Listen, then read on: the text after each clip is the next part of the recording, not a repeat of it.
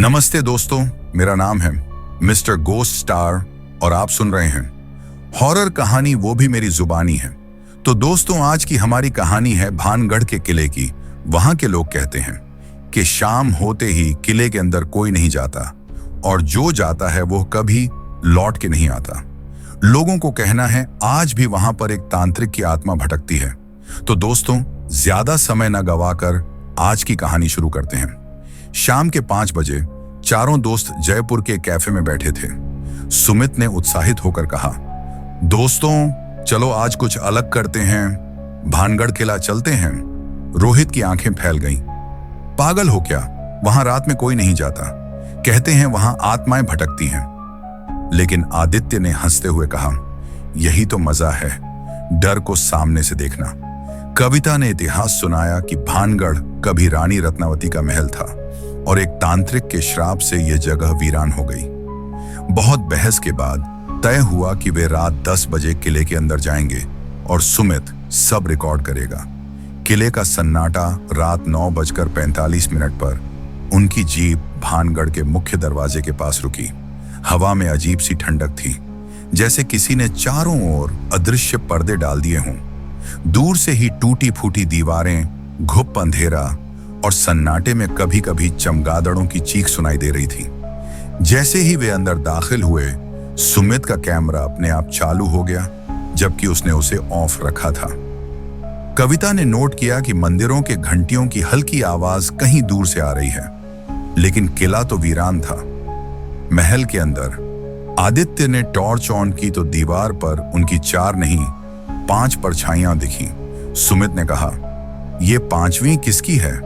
रोहित ने डरकर कहा, मुझे लग रहा है कोई हमारे साथ है। लेकिन आदित्य ने हंसकर कहा, शायद टॉर्च की वजह से भ्रम हो रहा है। कविता ने एक जगह इशारा किया। टूटी हुई दीवारों के बीच एक छोटा कमरा था, जिसके बाहर अजीब से मंत्र लिखे थे। सुमित ने रिकॉर्डिंग शुरू की और जैसे ही उन्होंने दरवाजा खोला, एक तेज गंध आई, जैसे कई सालों से सड़ी हुई चीज अंदर हो।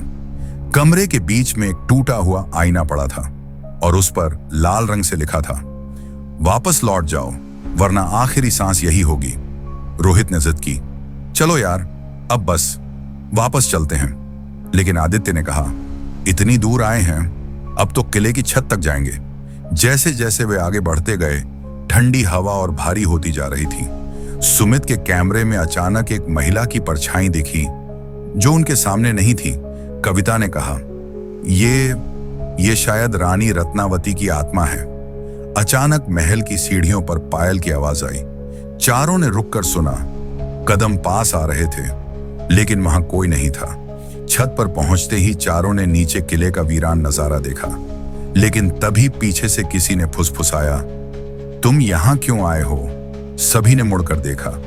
एक काली साड़ी में लंबी सी औरत, चेहरा ढका हुआ, हाथ में लोहे की चूड़ियां, धीरे धीरे उनकी तरफ बढ़ रही थी। रोहित भागने लगा, लेकिन अचानक दरवाजा अपने आप बंद हो गया। औरत ने चेहरा उठाया, खाली आंखें, सड़ी हुई त्वचा और होंठों से बहता काला तरल। उसकी आवाज गूंजी, तुमने श्रापित जगह की नींद तोड़ी है, अब वापस कोई नहीं जाएगा। अचानक सब बेहोश हो गए। सुबह जब स्थानीय गार्ड ने किले का दरवाजा खोला, उसने सिर्फ 3 दोस्तों को बाहर बेहोश पाया। आदित्य गायब था। सुमित के कैमरे में आखिरी रिकॉर्डिंग में आदित्य को वही काली औरत पकड़कर अंधेरे में खींचते दिखाया गया था और उसकी चीख धीरे धीरे खामोशी में बदल गई। कविता ने कांपते हुए कहा, भानगढ़ का श्राप सच है, आदित्य कभी वापस नहीं आएगा। और उस दिन के बाद बाकी तीनों ने कसम खाई कि वे फिर कभी किसी श्रापित जगह के करीब भी नहीं जाएंगे। तो आज की हमारी यह कहानी यहाँ समाप्त होती है और ऐसे ही मजेदार हॉरर स्टोरी सुनने के लिए मेरी चैनल को सब्सक्राइब कर देना, जिससे मेरी ऐसी मजेदार स्टोरी आपके पास जल्दी पहुंचे। तो मिलते हैं हमारी नेक्स्ट कहानी लेकर। ऐसी मजेदार हॉरर स्टोरी जो आपका दिल दहला देने लिखें काफी है।